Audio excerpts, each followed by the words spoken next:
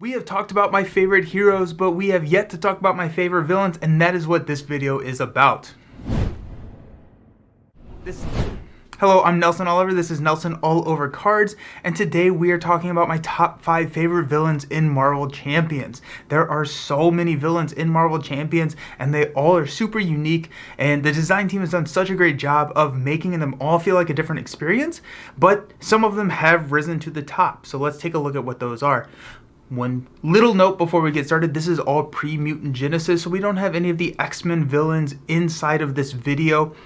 We will be doing some videos on Mutant Genesis where we'll talk about that, but right now, all of these top 5 don't include those. So if the best villain of all time comes out in the Mutant Genesis box, and then that's why it's not on this list. Alrighty, let's dive into it. Number 5. I think number 5 is one of the more controversial picks on my list. I don't normally think of him being a villain that people pop up and say, yes, this is one of my favorite villains. That's Taskmaster from the Rise of Red Skull campaign box.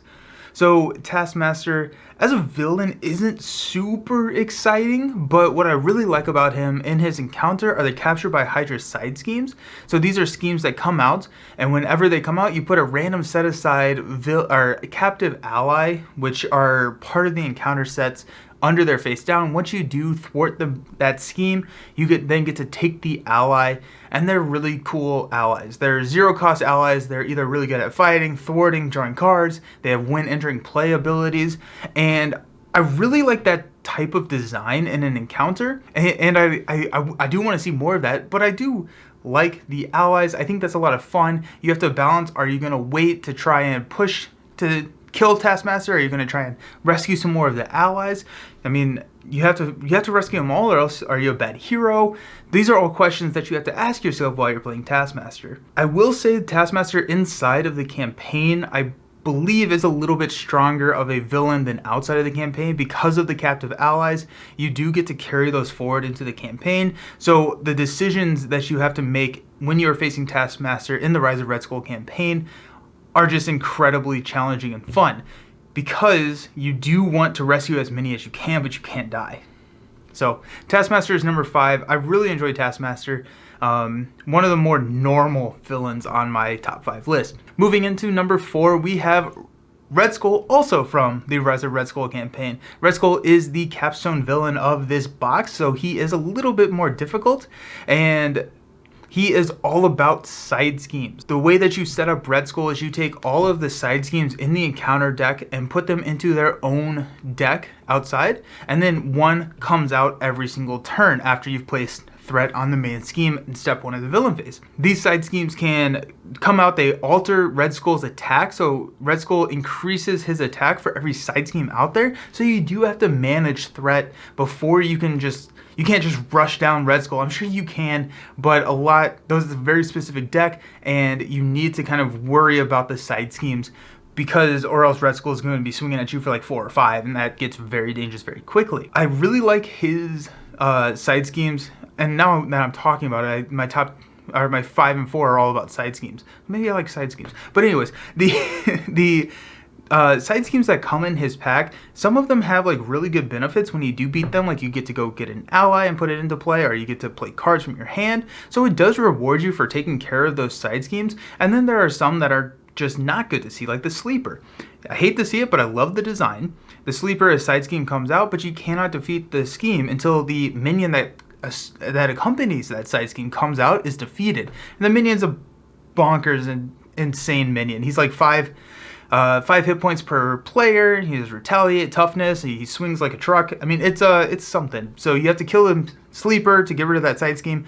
While the Sleeper's out there, Red Skull is getting +1 for the attack for that out there. It's just, I love the way that the mechanics mesh and work in this scenario. Probably one of my favorite things about this scenario is how easy it is to modify this with different modular sets to make it easier or harder based on the side schemes in that mod set. So if you throw Doomsday Chair in here, you're going to be seeing MODOK very frequently, and that can make for a very intense battle. Or if you want to throw something like Galactic Artifacts, that does have a lot of side schemes that can be kind of tricky to take care of, but they also provide benefits when you do take care of them.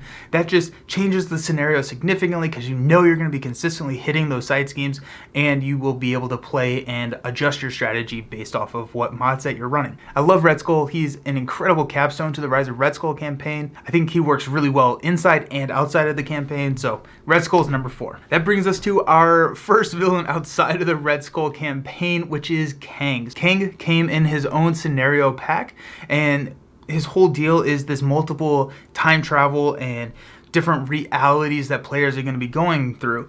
One caveat I will say is that in a pure solo play, Kang is not going to make it on this list. Kang thrives when you play him in multiplayer. That's because in stage 2 of the villain, and Kang's unique because you do play through all 3 stages. Typically you're only playing through 2 on most villains. This one you're playing through 3. Stage 1, you're all together. Stage 2, you then split up into alternate dimensions or realities. I don't quite remember the lore behind it, where everyone is fighting their own Kang. Each one of these Kangs are unique, they are different, and they have different stats and different abilities, and you are basically playing a solo game at that point. Based on how well you do in your solo game, you modify the difficulty of how easy it is going to be in phase 3. Once you beat your Kang, you then go join another player, and you proceed once all Kangs have been defeated. I love this mechanic. I thought it was a really engaging way because you had to deck build specifically because you couldn't survive just by expecting someone to do all the damage, right? You had to build a deck where you could pull out damage when you needed to in stage 2, and then for the grand finale in stage 3, it feels like a movie. It feels very much like a story being told, and I love it. Kang is my number 3 hero. It is a very long, albeit very epic experience.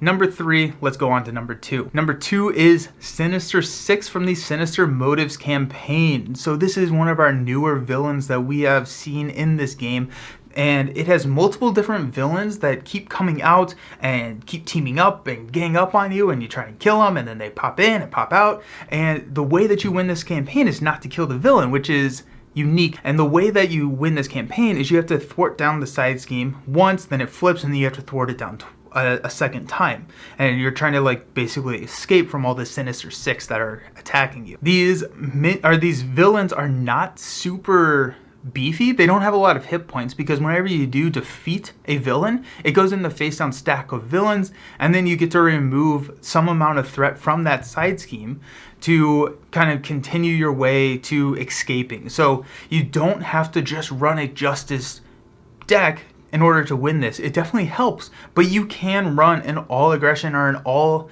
damage deck and still thwart out the side scheme. And I love the design of that. I love that they're not locking you into one style of play, and how you can kind of manipulate and do different ways to get out.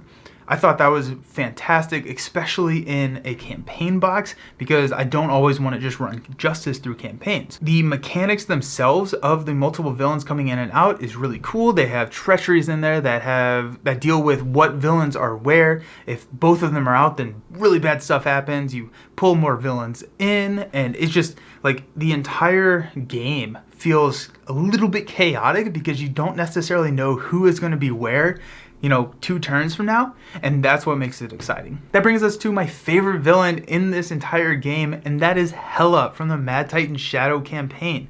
So Hela is an awesome story. It is an epic tale that you are playing through. There are multiple different side schemes that you have to go through in order to actually defeat her. So it kind of feels similar to the previous one with the Sinister Six. However, with this one, there are 3 side schemes that are accompanied by this giant minion. Basically what you're trying to do is progress through the story and progress through Hell in order to find Odin, who is currently captive. Once you progress through that 3rd scheme with bigger and badder minions accompanying them, and you have to kill the minions before you can take out the scheme, then you get to rescue Odin. He comes in as King Odin, and you get to go to town on Hela. Hela is indestructible, and what that means is that if you do defeat her before you have rescued Odin, then she flips over, she becomes a lot weaker, she discards all of her attachments, which is very good in some situations because she has some nasty attachments. And then whenever you defeat a side scheme, she flips back over. Each side scheme that you have defeated makes Hela stronger. She gets mad that you are progressing through, and so she gets like plus attack, plus scheme, plus hit points for every side scheme you have taken through. And so it feels very much like the villain is ramping with you, which is something that Marvel's Champions does not super well. It does it, but I think Hela embodies this and does it so much better than all the other villains, where you, instead of going from like a stage 1 to a stage 2, where there's like this discrete step up in difficulty, Hela feels very much like a gradual rollout, where she's getting stronger in every single sense of, you know, she's getting more health, so it's going to be harder to kill her. She's getting more attacks, so you have to be able to manage that. You're not going to be able to flip down as frequently because she has such a high scheme.